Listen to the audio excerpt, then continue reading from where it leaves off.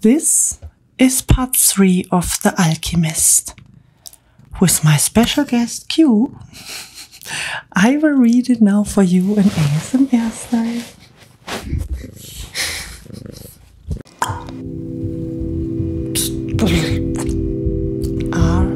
ASMR Katz.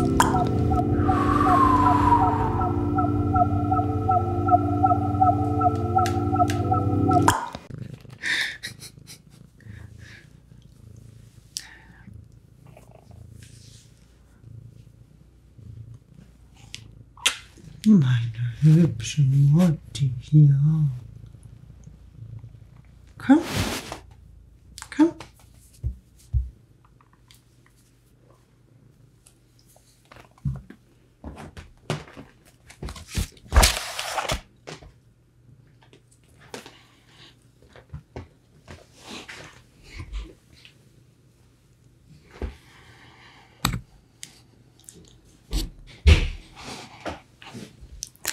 Hello, and welcome back to the third part of The Alchemist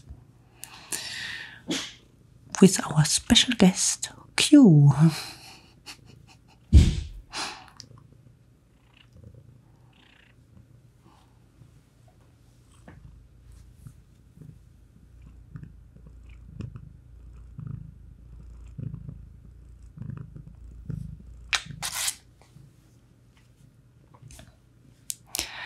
If you haven't already listened to part 1 and part 2, please do so. They are already uploaded and waiting for you to get heard, because you have to listen to the full book. Woo.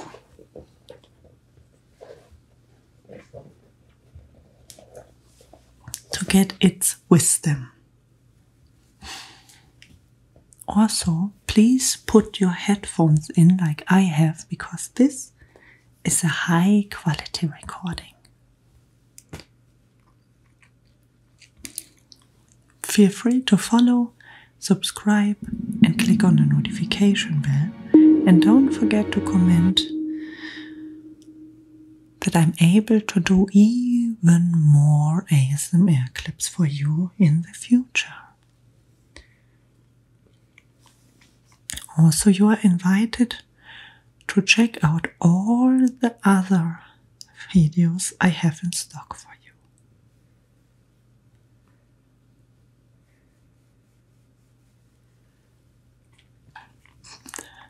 Right now it's summertime and I'm a little bit allergic against the nature, so it can be that I sneeze my nose sometimes. Sneeze and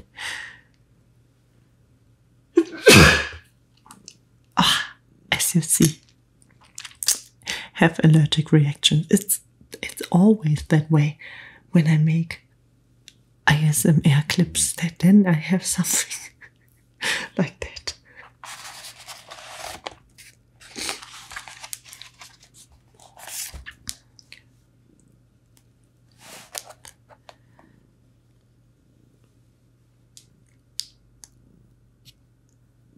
He was shaking into wakefulness by someone. He had fallen asleep in the middle of the marketplace, and life in the plaza was about to resume. Looking around, he sought his sheep and then realized that he was in a new world. But instead of being saddened, he was happy. He no longer had to seek out food and water for the sheep. He could go and search for his treasures instead. He had not a cent in his pocket, but he had faith. He had decided the night before that he would be as much an adventurer as the ones he had admired in books. He walked slowly through the market. The merchants were assembling their stalls, and the boy helped a candy seller to do this. The candy seller had a smile on his face. He was happy. of what his life was about and ready to begin a day's work.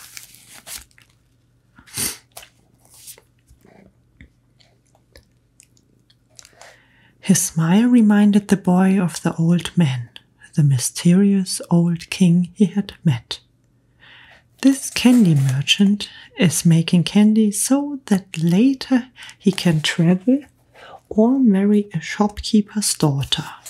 He's doing it because it's what he wants to do, thought the boy. He realized that he could do the same thing the old man had done.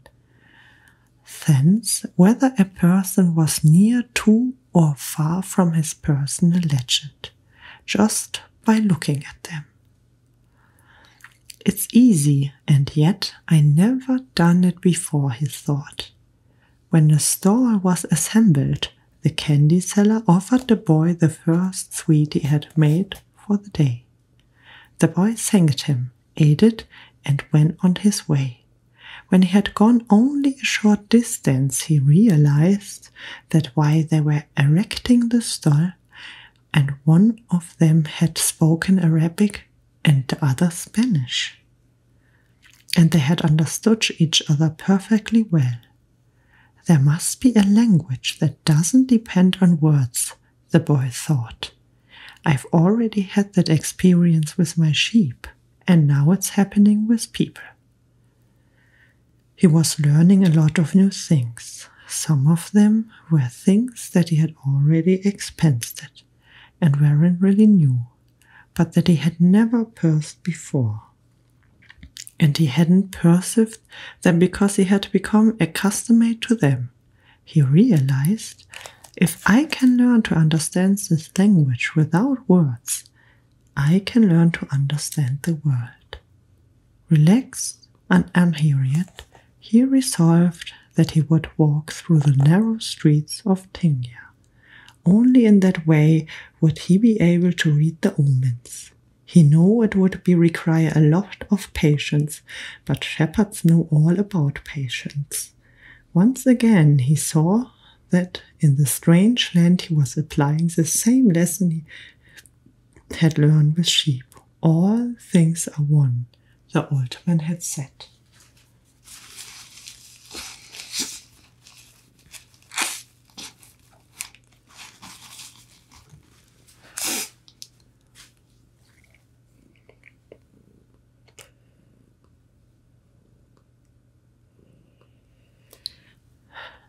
The crystal merchant awoke with the day and felt the same anxiety that he felt every morning. He had been in the same place for 30 years, a shop at the top of a hilly street where few customers passed. Now it was too late to change anything. The only thing he had ever learned to do was to buy and sell crystal glassware.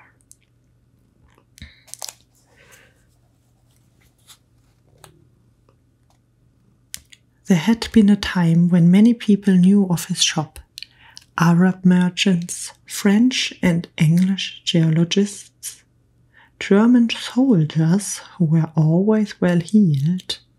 In those days it had been wonderful to be selling crystal, and he had thought how he would become rich and have beautiful women at his side as he grew older. But as time passed, Tinga had changed. The nearby city of Heuter had grown faster than Tingia, and businesses had fallen off. Neighbors moved away, and there remained only a few small shops on the hill. And no one was going to climb the hill just to browse through a few small shops. But the crystal merchant had no choice. He had lived 30 years of his life buying and selling crystal pieces, and now it was too late to do anything else.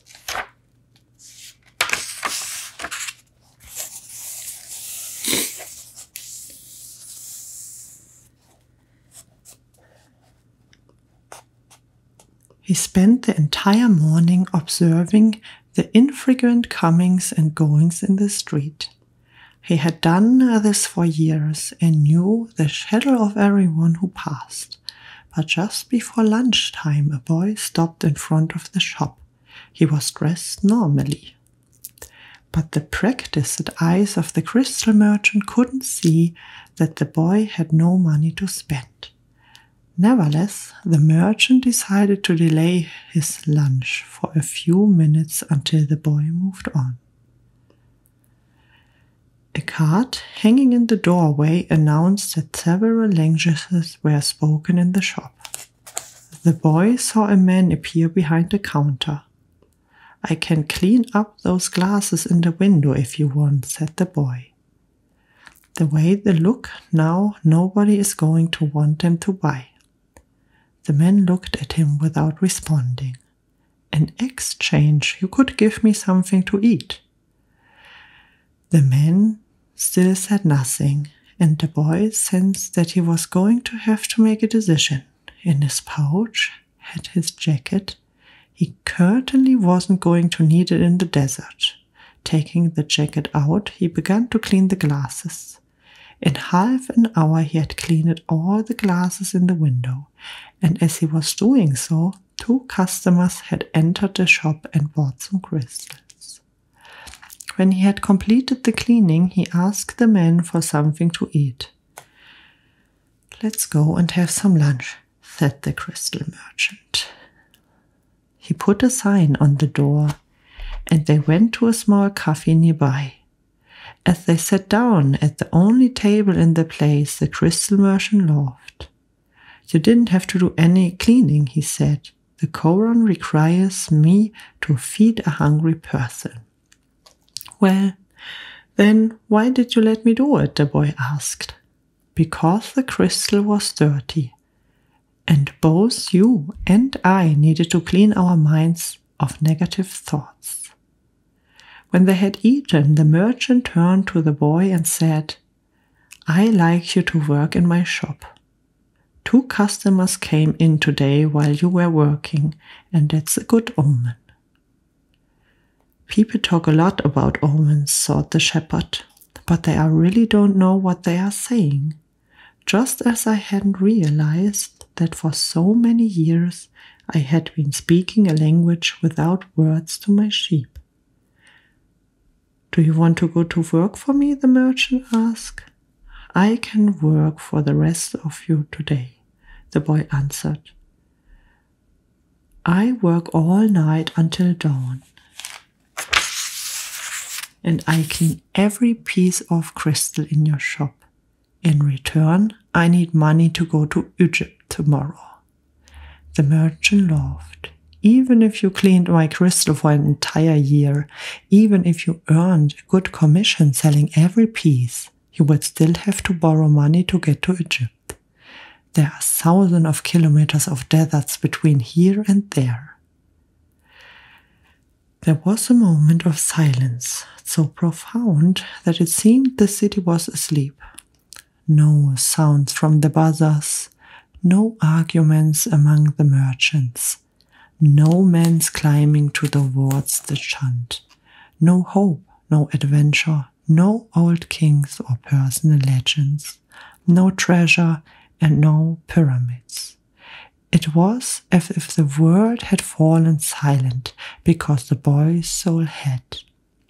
He sat there, staring blankly through the door of the cafe, wishing that he had died and that everything would end forever at the moment. The merchant looked anxiously at the boy. All the joy he had seen that morning had suddenly disappeared. "I can give you the money you need to get back to your country, my son," the crystal merchant said. The boy said nothing. He got up, adjusted his clothing and picked up his pouch. "I will work for you," he said, and after another long silence he added, "I need money to buy me some sheep."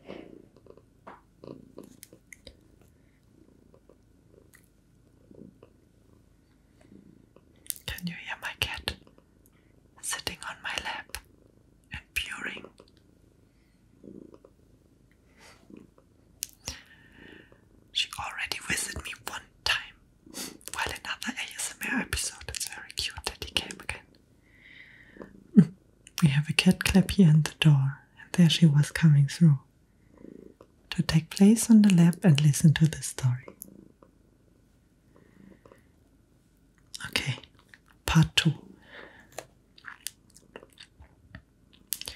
The boy had been working for the crystal merchant for almost a month, and he could see that it wasn't exactly the kind of job that would make him happy. The merchant spent the entire day mumbling behind the counter, telling the boy to be careful with the pieces and not to break anything. But he stayed with the job because the merchant, although he was an old grouch, treated him fairly. The boy received a good commission for each piece he sold and had already been able to put some money aside. That morning he had done some calculating. If he continued to work every day as he had been, he would need a whole year to be able to buy some sheep. I like to build a display case for the crystal, the boy said to the merchant. We could place it outside and attract those people who pass at the bottom of the hill.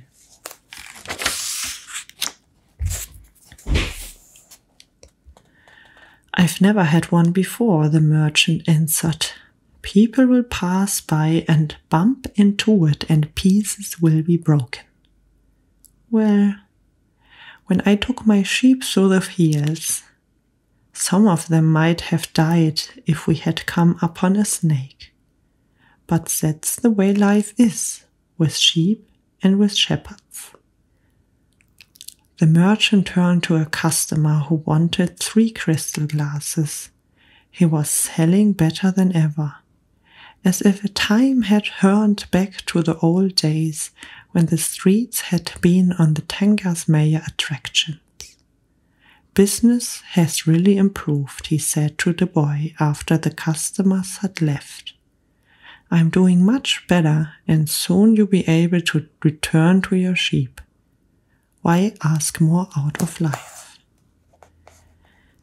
Because we have to respond to omens, the boy said, almost without meaning to. Then he regretted what he had said, because the merchant had never met the king. It's called the Principle of Favorability, beginner's luck, because life wants you to achieve your personal legend, the old king had said.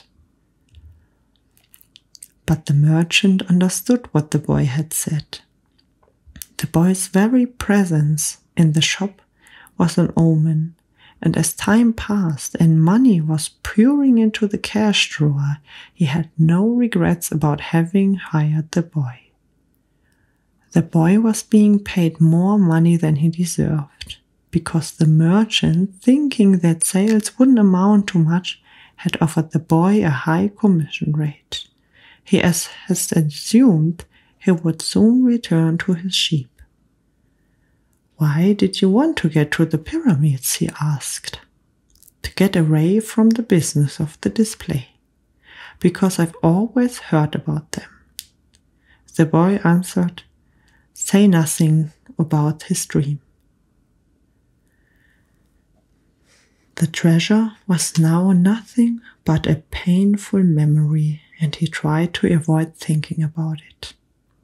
I don't know anyone around here who would want to cross the desert just to see the pyramids, said the merchant. They're just a pile of stones. You could build one in your backyard. You never had dreams to travel, said the boy, turning to wait on a customer who had entered the shop. 2 days later, the merchant spoke to the boy about display. I don't much like change, he said. You and I aren't like Hassan, the rich merchant. If he makes a buying mistake, it doesn't affect him much. But we two have to live with our mistakes. That's true enough, the boy thought wrathfully. Why did you think we should have the display? I want to get back to my sheep faster. We have to take advantage when luck is on our side, and do as much to help it as it's doing to help us. It's called the Principle of Favorability, or beginner's luck.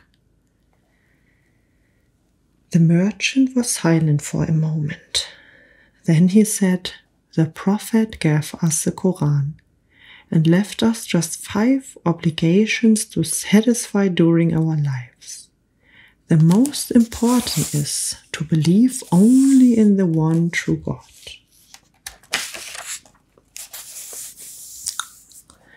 The others are to pray 5 times a day, fast during Ramadan, and be charitable to the poor.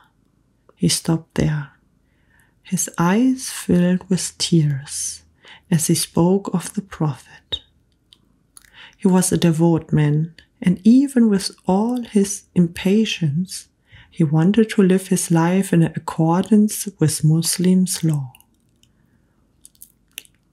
"What's the 5 obligation?" the boy asked. "2 days ago, you said that I had never dreamed of travel," the merchant answered.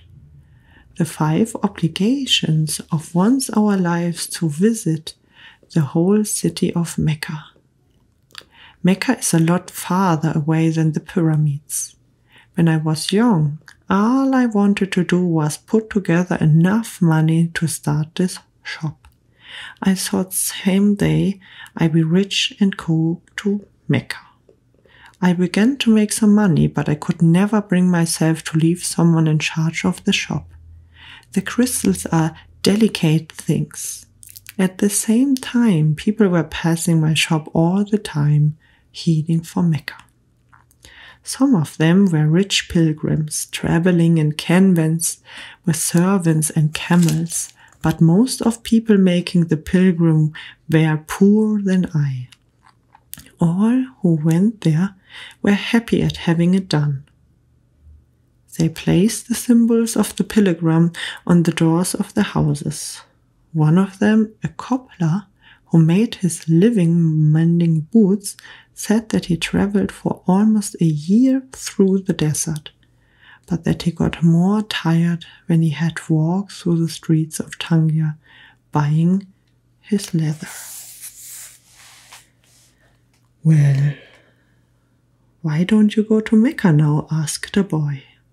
"Because it's the thought of Mecca that keeps me alive. That's what helps me face the days that are all the same. These mute crystals on the shelves, and lunch and dinner at the same horrible cafe. I'm afraid that if my dream is realized, I have no reason to go on living." "You dream about your sheep and the pyramids, but you're different from me because you want to realize your dreams. I just want to dream about Mecca. I've already imagined 1,000 times crossing the desert, arriving at the place of the sacred stones. The 7 times I walk around it before allowing myself to touch it. I've already imagined the people who would be at my side and those in front of me, and the conversation and prayers we would share. But I'm afraid that it would all be disappointed, so I prefer just a dream about it." The day the merchant gave the boy permission to build the display. Not everyone can see his dreams come true in the same way. 2 more months passed, and the shelf brought many customers into the shop. The boy estimated that if he worked for 6 more months, he could return to Spain and buy 60 sheep, and yet another 60. In less than a year, he would have doubled his flock, and he would be able to do business with the Arabs, because he was now able to speak their strange language.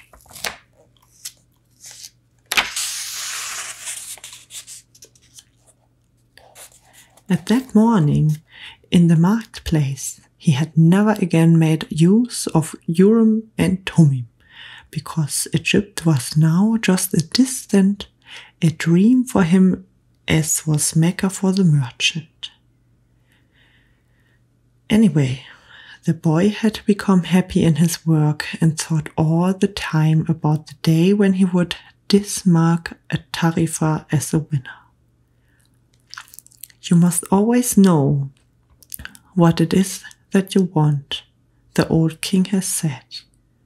The boy knew and was now working toward it. Maybe it was his treasure to have wound up in the strange land, manned up with a thief, and doubled the size of his flock without spending a cent. He was proud of himself. He learned some important things, like how to deal in crystal, and about the language with words, and about omens. One afternoon he had seen a man at the top of the hill, complaining that it was impossible to find a decent place to get something to drink after such a climb. The boy, accustomed to recognize omen, spoke to the merchant. "Let's sell tea to the people who climb the hill. Lots of places sell tea around here," the merchant said. "But we could sell the tea in crystal glasses. The people will enjoy the tea and want to buy the glasses. I have been told that beauty is the greatest seducer of man."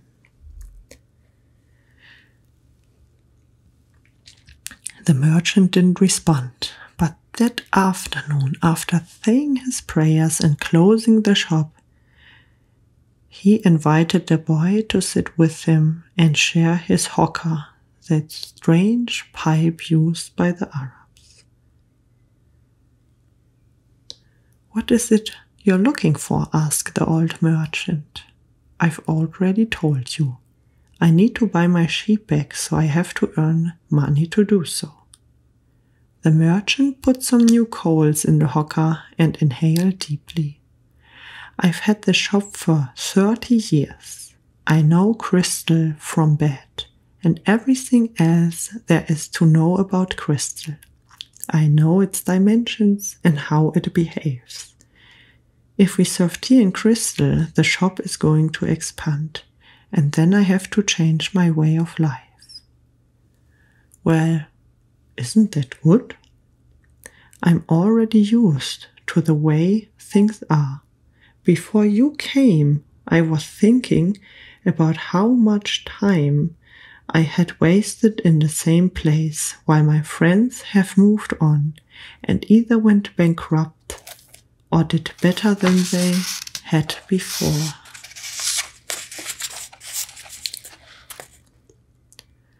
It made me very depressed. Now I can see that it has been too bad. The shop is exactly the size I always wanted to be. I don't want to change anything because I don't know how to deal with change. I'm used to the way I am. The boy didn't know what to say. The old man continued. "You have been a real blessing to me. Today I understand something I didn't see before. Every blessing ignored becomes a curse. I don't want anything else in life, but you are forcing me to look at wealth and at horizons I have never known. Now that I have seen them, and now that I see how immense my possibilities are, I'm going to feel worse than I did before you arrived, because I know the things I should be able to accomplish, and I don't want to do so." "It's good. I refrained from saying anything to the baker and tarifa," thought the boy to himself. They went on smoking the pipe for a while as the sun began to set. They were conversing in Arabic, and the boy was proud of himself for being able to do so. There had been a time when he thought that his sheep could teach him everything he needed to know about the world. But they could never have taught him Arabic. "There are probably other things in the world that the sheep can teach me, thought the boy as he regarded the old merchant. All they ever do really is look for food and water. And maybe it wasn't that they were teaching me, but that I was learning from them. Maktub, the merchant said finally. What does that mean? You would have to have been born in Arab to understand, he answered. But in your language, it would be something like, it is written. And as he smothered the coals on the hookah, he told the boy that he could begin to sell tea in the crystal glasses. Sometimes there's just no way to hold back the river.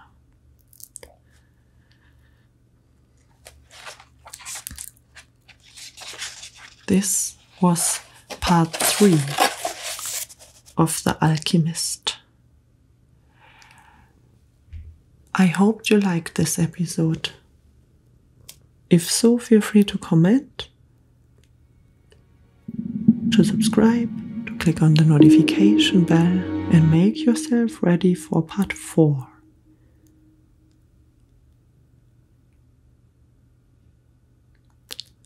If you not already have listened to part 1 and 2, please do so, because this book is full of lessons between the lines, and I want you to inhale all of them to feel relaxed, comfortable, and have something to think about. My name is ASMR Katz. On my lap is sitting my cat Q, sleeping.